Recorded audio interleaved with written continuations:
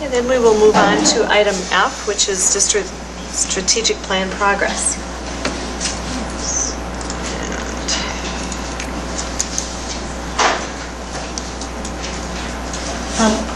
The committees are continuing to meet and work very hard. And I think as you listen to Ben talk about what the RTI committee is working on, you could see some of the overlap that is happening with our district strategic plan.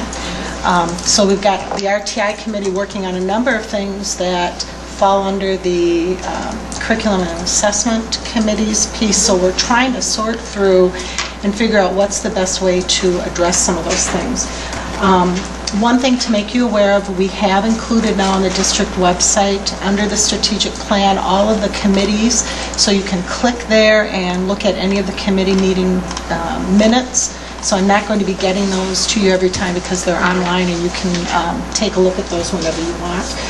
What I'd like you to be thinking about, and I'd ask that at our next board retreat we spend a little bit of time in terms of what direction with the strategic plan are you set on? Do you, because the board did establish some specific objectives and action steps, is that specifically what you want to have happen? And I just laid out an example for you.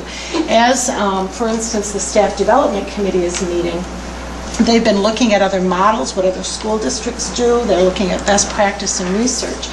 Under the first action step, you said define the roles and parameters of the Committee for School Improvement in the district-wide Staff Development Committee. Do we have to maintain that structure? If we believe that there's something better than continuing with the Committee for School Improvement, can we create a different framework for which we look at establishing staff development? I guess my sense is that you want these things accomplished, but not necessarily in perhaps the way that these steps are laid out. You want to see a comprehensive staff development program developed. That's key.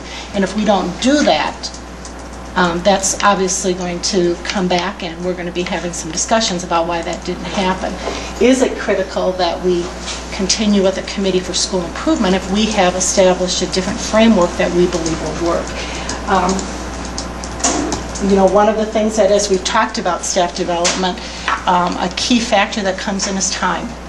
And we believe that we need to bring to the board and to the negotiating team really looking at that collaboration time so that our staff development model includes time for staff development. So, we are going to address all of the things that you want to see happen, but perhaps not in the specific ways that are laid out in the specific objectives and the action steps that were there. In some ways, those action steps have kind of tied our hands in terms of trying to be visionary and come up with new and better approaches to how we've typically done things, because we created and used some terminology that has always been or has been in the district for a long time. So I'd like you to just consider the idea of allowing some flexibility as those committees meet to still accomplish the main goal, but not necessarily use the terminology that was laid out as action steps were looked at. So that's, another example that I have down is just... Excuse me, Cindy, yes. I don't think you have to go into all the examples. I think the intent was for us to identify strategic plans that we felt that were important, that the board wished, and that we felt that the staff, administration, and the community could understand. When we went through this whole process, the intent of identifying specific objectives was purely so that we knew we were going to accomplish something based on that strategic goal, that SMART goal. So it wasn't intended for you to be tied down to a specific wording. Part of it was what your committees built. So, our intention was never for you to be tied to that specific language.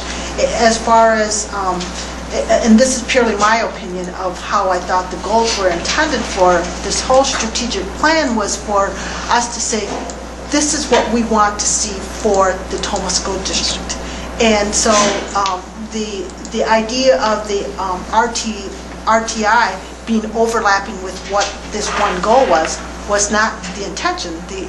That should be a part of the goal. It's not an overlap.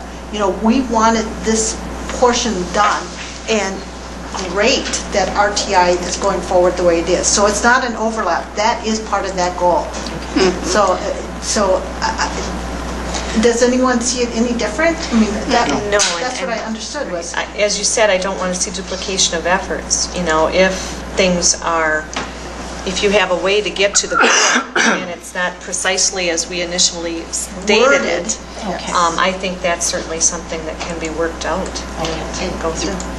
For example, the only reason CSI is even mentioned in there is that was the vehicle that It was had existing. been working on it. And I think, and Greg, jump in here because you worked on that committee with me too. We didn't think that we were doing enough with it, and that there were things going in too many directions. So that was why it was written the way it was. If there's a better vehicle out there, if there's a fresher perspective, absolutely. Absolutely. Ultimately, we just want the goal accomplished. And that was my sense as well. I just wanted clarification so that we were on the same page with that. Or in other terms, we want the apple pie. We don't care which recipe is There you go. used to get there. That's true. Good analogy. Now you are hungry. Great way to put that. That's good. So again, I would just encourage you to visit the website. You can be checking the minutes. Again, we have some just solid leadership in this district, pre-K through 12th grade, you know, with teaching staff that are involved and administrators, and we're going to make some big strides, I believe, thanks to the framework of the strategic plan. Very good. Great. Okay.